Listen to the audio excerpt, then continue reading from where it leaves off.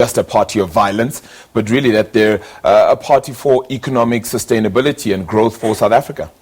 Absolutely. Here is a chance for them. The country is going through the most.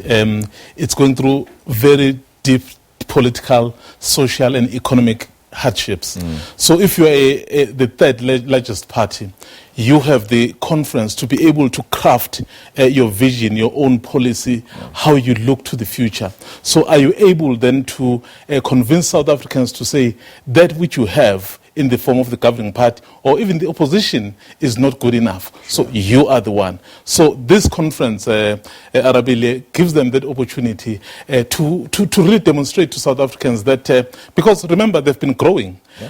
So can they keep on growing? So with the kind of the radical language that they're using, or somehow they need to modify it going forward, because at some point, if they feel they are a part of government, so they will need to behave as such. Yeah, in order to behave as such, though, you need to continue to have the numbers.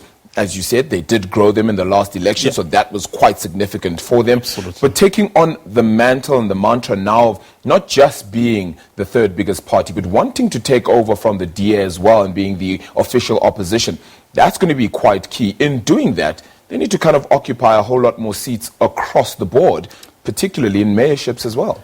Absolutely. I think that's why in the past few weeks, you've heard them publicly say, we want trade-offs that would allow us to, they wanted to be, to occupy the mayor of Johannesburg position.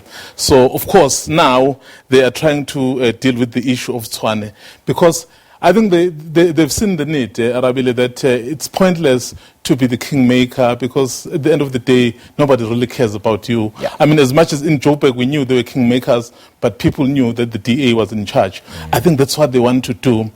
But again, that's very important, because now they're not going to behave like, remember they had said, we're not committing to anyone, we'll vote as and when we wish. Now that they want to be a party in government, so they will have to enter into some form of formal arrangements. So otherwise, South Africans will keep on doubting them. So they need to come out there to South Africans to say, yes, we can, and then give us a chance. I remember when they had the provincial elections, how the EFF leader Julius Malema had said that they don't care about things like mayorship and positions like that. Clearly the tune has changed, but the question becomes, with Julius Malema still in charge of the party, if that so happens after this weekend, is the EFF still then the party of the future in terms of leading South Africa in that sense, or do they need fresh leadership? Well, in the EFF, perhaps they can argue to say they are generally a young party. I mean, he still has a lot of time ahead of him. I mean, just imagine if he were to step out of the party now, so what next for him? So almost my money-esque, isn't it? Absolutely. I think that's why you see him is not even sure what he's doing. I know that he's teaming up with Mashaba, but it's really not clear. Twiddling his fingers really and just shuffling around. So in the case of the EFF, I think they're realizing that as much as there would be somehow people who would feel perhaps he needs to give a chance to another person, but at this stage, the EFF's growth is really remodeled around him. And then with the age on his side, it is going to be very important to see how these next 5 years they project themselves. Because remember, after these 5 years, and then there'll be appetite, I guess, from other leadership to say, you have said you served your 2 terms, so you must move over now. But if he is able, let's say, again to grow the EFF for the 3rd time in a row, he may have a strong hand to say, but I'm the man who everyone believes in. So is the EFF dead without him, though?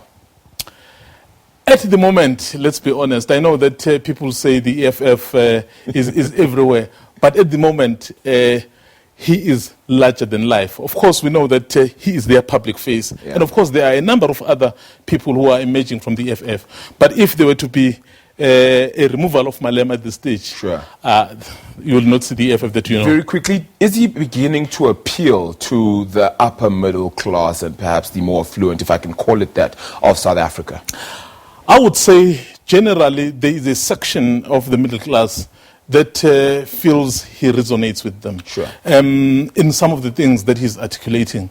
But when you look into long term, even some of those who feel it resonates with them, they do have some bit of doubt. Yeah. So that is why it's going to be very important for him to fashion himself, Sure. yes, as a radical leader, but of course a radical leader who also is aware of some of the issues that affect especially those who are working, because it's pointless, Arabile, to have a radical position and then in the short term or in the medium term it destroys everything else. You can have a radical position, but it must have something sustainable in the future. Interesting 4 days ahead, Mzwandile. Thank you so much for that. Political desk editor Mzwandile Mbeje joining us, of course, then, as we continue to unpack the EFF story. How will it come out then next week? Of course, right here on SABC News, we'll continue to give you coverage of that. More news coming up after the short break. Do stay tuned. This is On Point.